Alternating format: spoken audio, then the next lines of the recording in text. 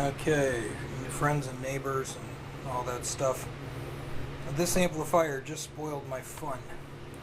It's a Super Reverb, allegedly a 79, and it was said to be noisy. And when I first took it off a standby, it was crackling like, you're trying to tune in a radio station, and it was really bad and pretty loud. And then after being on for a minute, it quit doing that. So that's really helpful. But both channels work, so that's good. Let's see.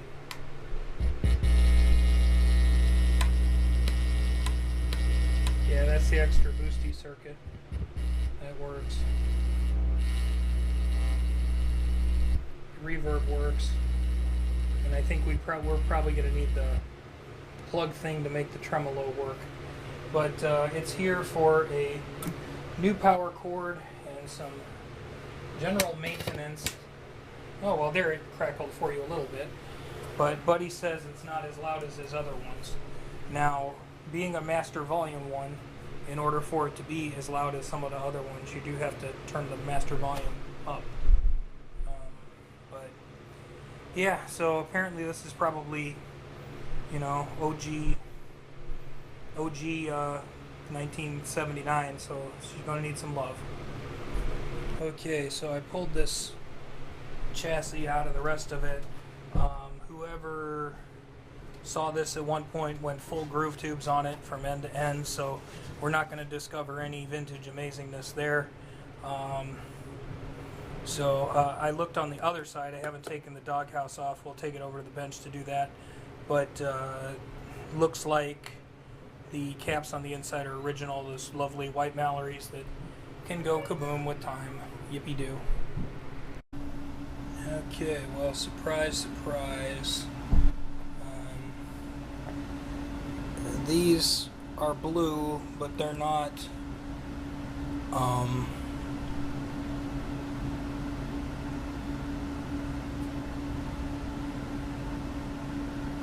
Sprague Adams. That's what I wanted to say. And I gotta check some stuff. I think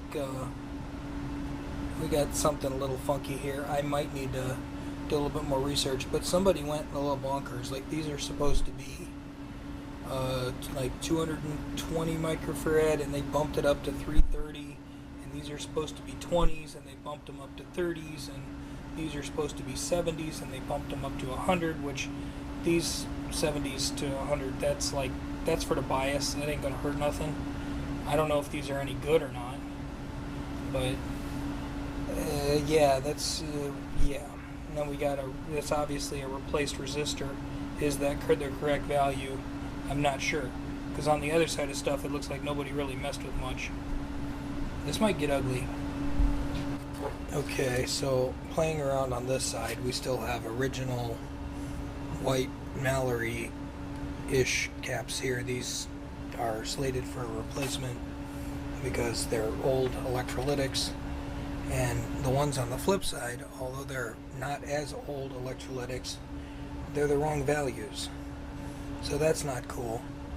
And then I get way over here, and I'm fairly certain of this. Let's do a little zoomy here. Let's see, can we do a little zoomy while we're watching? Oop, oop, there you go. That's as close as we can do. Buy me a very expensive camera.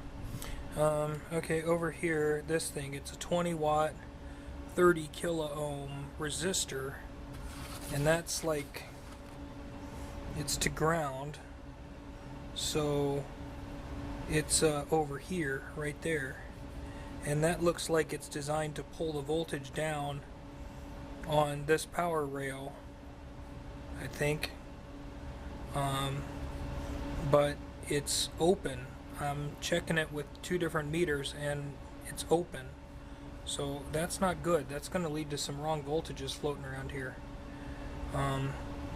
The only way to truly test it and be 100% sure that it's open would maybe be to clip it and then test it, and then if it wasn't open, then I could put it back. But I tested it with 2 different meters in 2 different directions, and I'm pretty sure it's open. So I think I'm just going to start by working in the doghouse and putting the factory values back in for those capacitors and making sure the resistors are really the factory values. This layout and the schematic and things are a little different than some of the other supers and twins and things from a previous era, so it's a little odd, but we're doing fine. Okay kids, so I'm not crazy. I want you to see this too.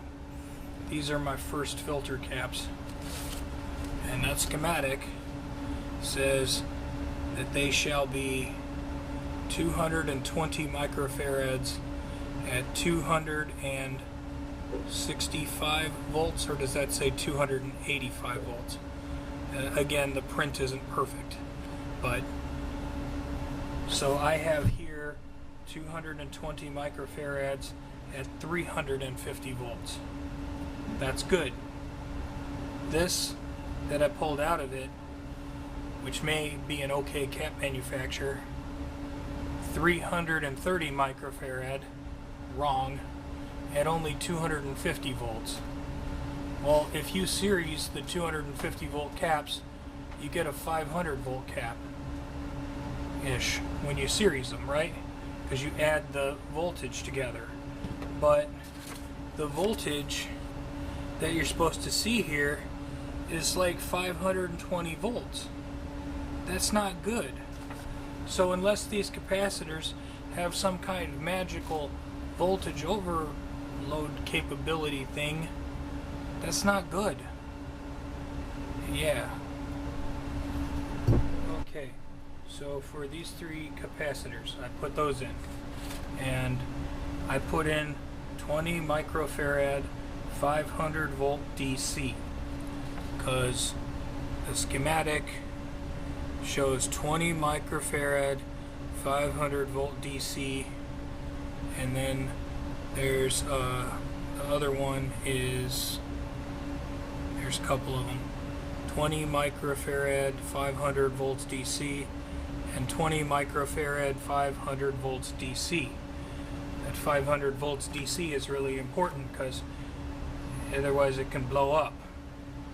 And there were 30 microfarad 450 volt capacitors in there. That's just wrong.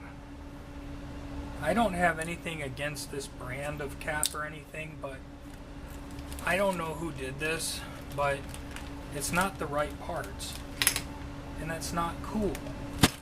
Now, these were supposed to be 70 microfarad at 100 volts, because I think they're like gonna get like 62 volts of bias.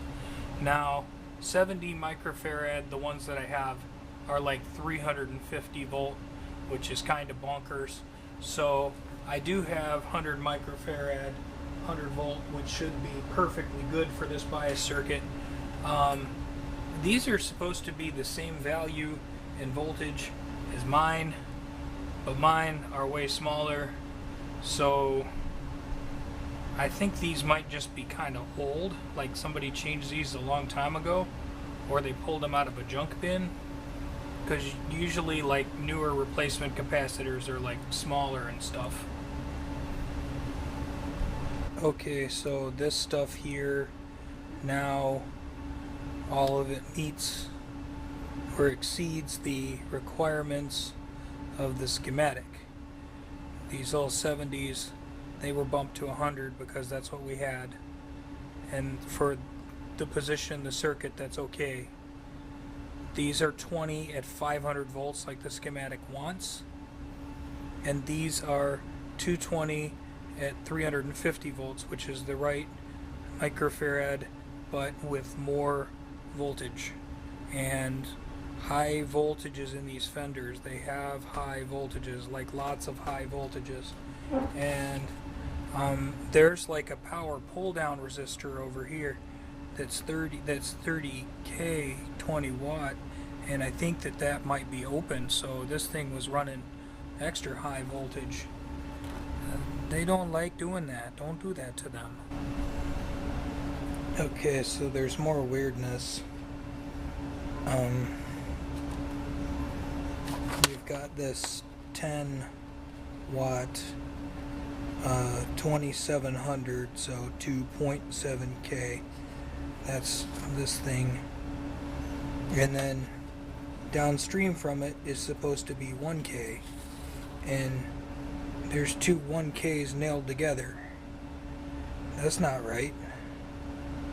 What the heck?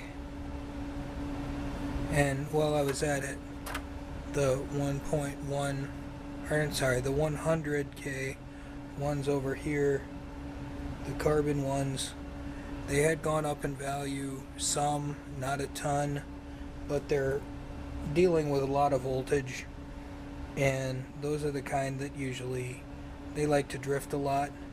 This 30 kilo ohm one is okay. Yeah, I didn't know it was okay until with the old capacitors in there, it was acting really funny. Now that I've got fresh capacitors in here, I could measure these without having to uncouple them from the chassis. So that's good. But I did uncouple them from the chassis to measure them anyway.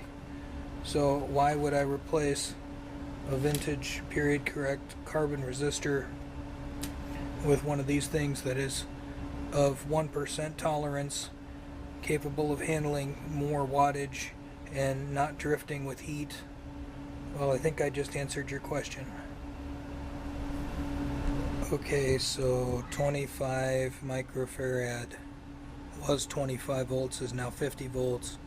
25 microfarad was 25 volts, is now 50 volts. 25 microfarad was 25 volts, is now 50 volts. And then this was a 50 volt 5 microfarad, so now it's a 50 volt 4.7 microfarad, because that's kind of what they make. And then down here, these are the 0.1 microfarad caps that go to the grids of the power tubes, and if those leak, then your bias goes to crap, and then your tubes can go kaboom. So I changed them. The ones that were in here, they're blue, but they're not the blue ones that everybody gets excited about. These are the ones that people call blue turds, because the other ones that looked exactly like them were brown, and those were the brown turds. But whatever, I don't think anybody's going to give a crap.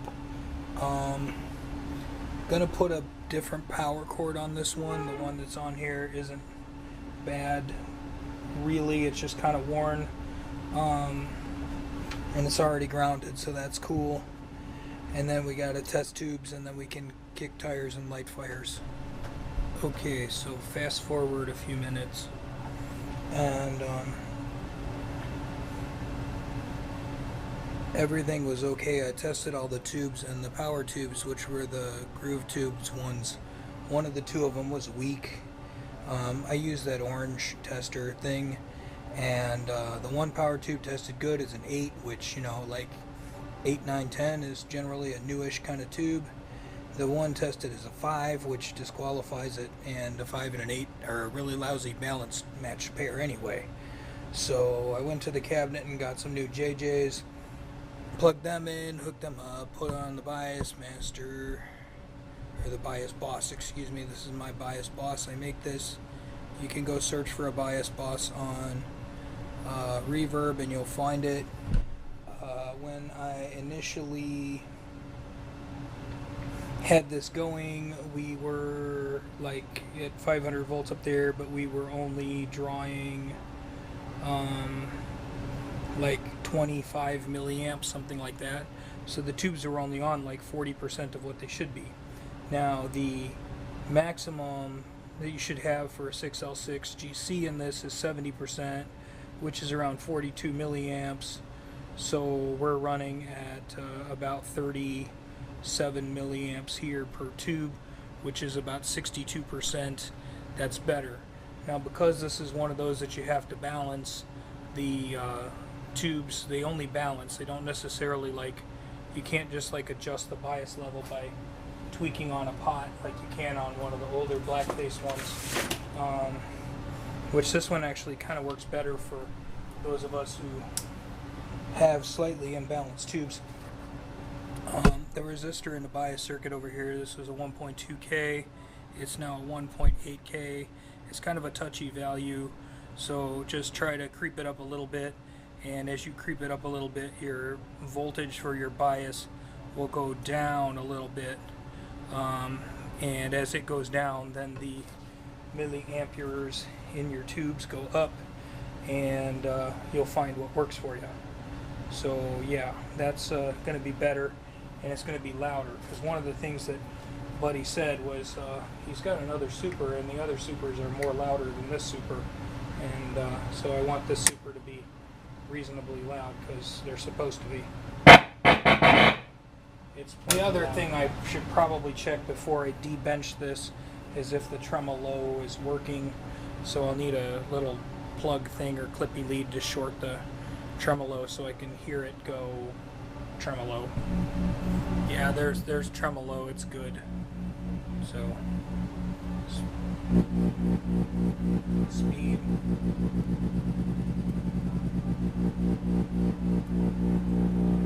and intensity. So yeah, it's fine. That works. Hooray. Yeah, so I think this is about ready to go back together.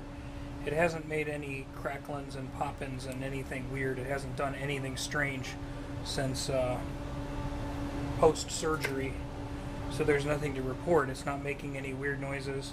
It's amplifying a lot. So I think we're good. We'll probably need to sound test this. I don't want to interrupt our banjo player next door. I don't know if you can hear him, but he's over there.